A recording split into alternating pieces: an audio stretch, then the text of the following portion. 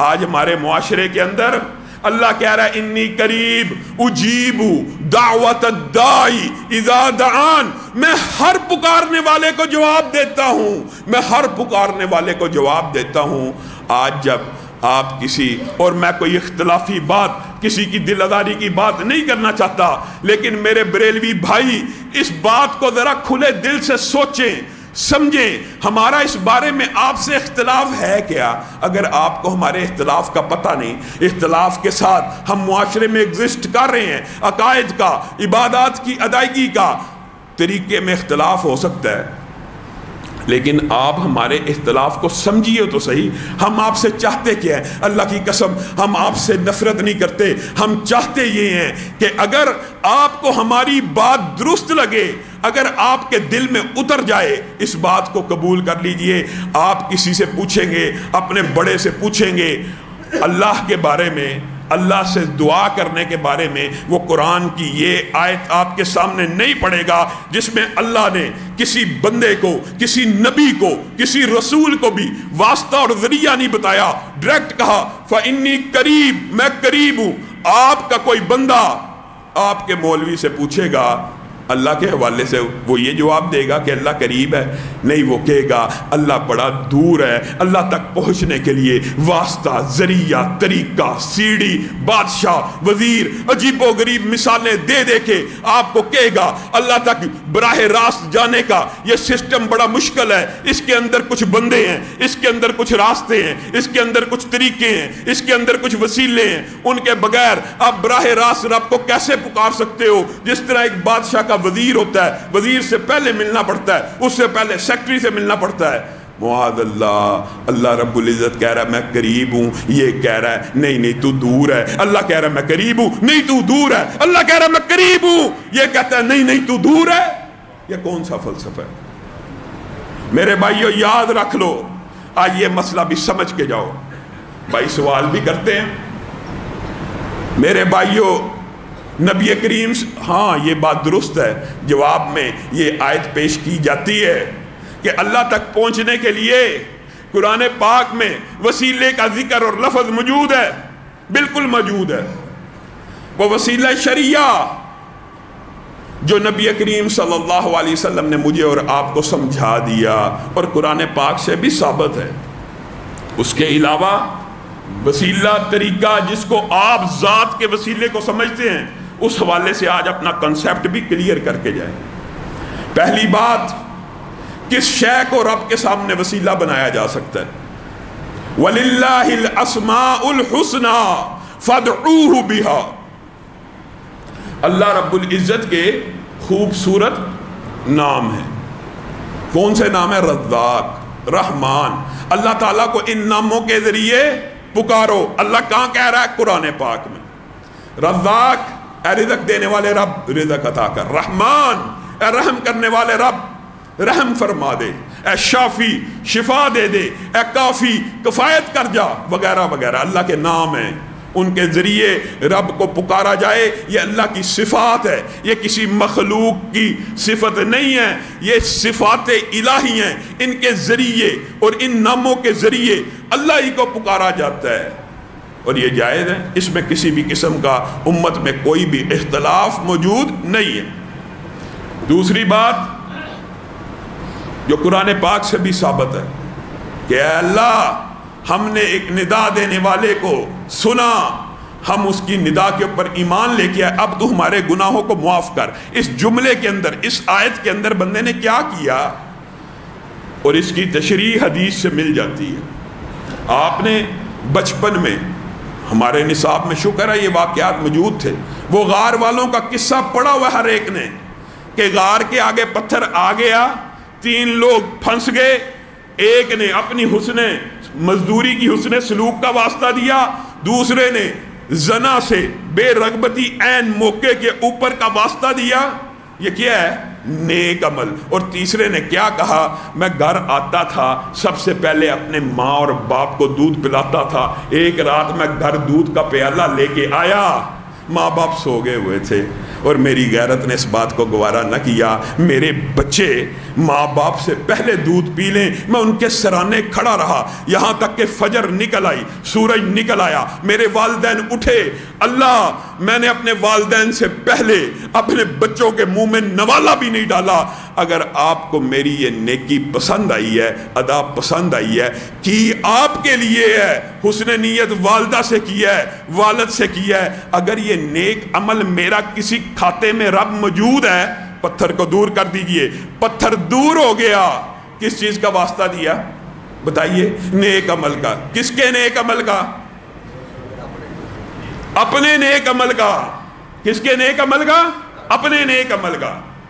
کیا احادیث میں, پورے ذخیرہ احادیث میں یہ بات ملتی ہے کہ نیک عمل کاری یاسین صاحب کرے, نیک عمل کاری عبدالستار صاحب کریں, اور ایک بندہ کہ اللہ کاری یاسین نے جو فلاں نیکی کا کام کیا تو میرا کام کر دے؟ کوئی عقل کی بات ہے؟ نیکی کا کام دوسرا کرے اور بندہ واسطہ اس کی نیکی کا اللہ کو دے. اللہ فلاں بندے نے بڑا نیکی کا کام کیا ہے, اللہ اگر تجھے اس کی نیکی قبول ہے تو میرا یہ کام کر دے.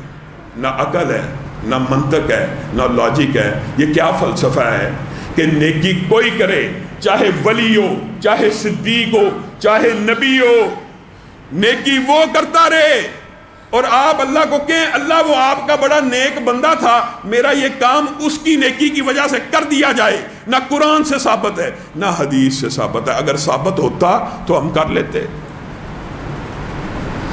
تیسری بات جس کے اوپر آج امت میں اختلاف موجود ہے, اور میرے بریلوی بھائی بغیر تعصب کے ساتھ یہ مسئلہ سن کے بھی جائیں اور سمجھے بھی, جہاں تک میری آواز جا رہی ہے, یہ جو تیسری قسم ہے اسی کے اندر سب سے بڑا اختلاف ہے.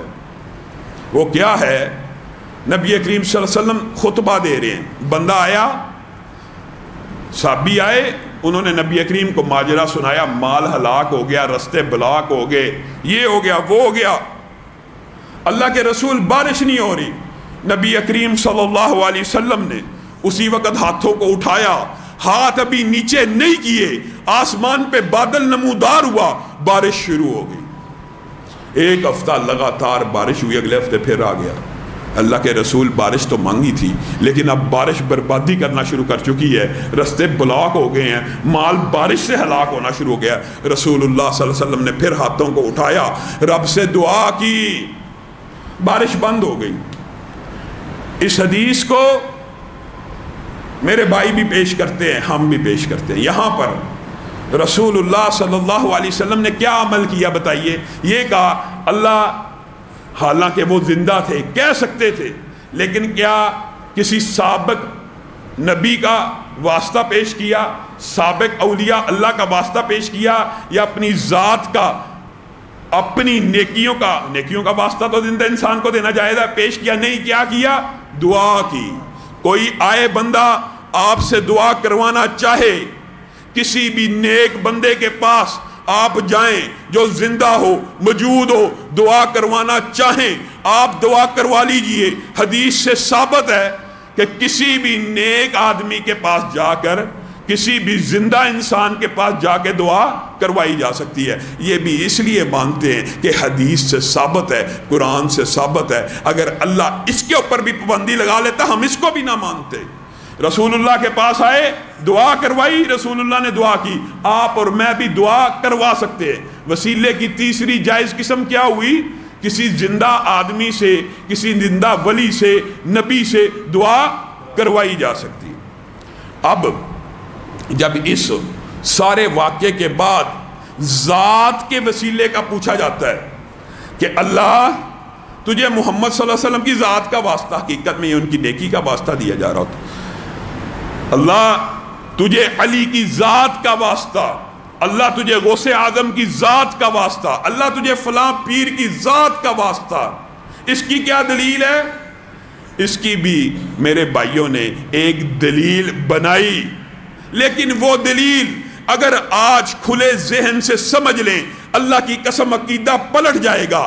دلیل کیا بنائی؟ نبی کریم دنیا سے چلے گئے, حضرت ابو بکر کا دور ختم ہو گیا, حضرت عمر کا دور آیا, ایک بندہ اسی طرح مسجد النبوی میں داخل ہوا، عمر کو کہنے لگا مال ہلاک ہو گیا، برباد ہو گیا، رستے بند ہو گئے، اللہ کے سامنے دعا کیجئے کہ اللہ تعالیٰ بارش کو برسا دے، یہاں پہ رک جانا ہے۔ حضرت عمر کہاں کھڑے ہیں؟ مسجد النبوی کے اندر، روضۃ الرسول سے کتنی فاصلے پہ اوپر ممبر ہے؟ جو ممبر اور اس کے درمیان کی جگہ کیا ہے؟ روضۃ من ریاض الجنہ۔ حضرت عمر قبر مبارک کے بالکل قریب کھڑے ہیں۔ قبر مبارک کے قریب نہ بھی ہوتے، اگر مجرد ذات کا وسیلہ جائز ہوتا، حضرت عمر اس وقت کیا کہتے؟ اے اللہ تجھے اس صاحب قبر کا واسطہ، تجھے محمد صلی اللہ علیہ وسلم کا واسطہ، تو بارش کو برسا دے۔ اور میرے بھائیوں دماغوں کو کھولو، حدیث آپ کے خلاف جاتی ہے، آپ اس میں سے ذات کا وسیلہ نکالتے ہیں۔ کس طرح؟ کہتے ہیں حضرت عمر نے چچا عباس کو بلایا۔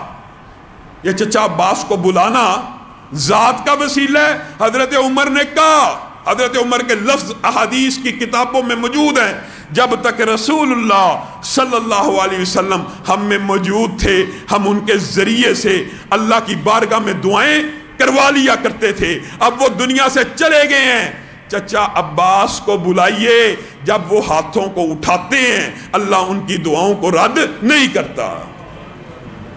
یہ آپ نے ذات کا وسیلہ کہاں سے بنا لیا؟ ذات کا وسیلہ اگر جائز درست ہوتا، حضرت عمر کو چچا عباس کو بلانے کی ضرورت ہی پیش نہ تھی۔ چچا عباس سے آ کے دعا کروائی، چچا عباس نے دعا کی، دعا آسمان پہ گئی، بارش کا نزول شروع ہو گیا۔ یہاں سے میرے بعد بھائی ذات کا وسیلہ نکالتے ہیں۔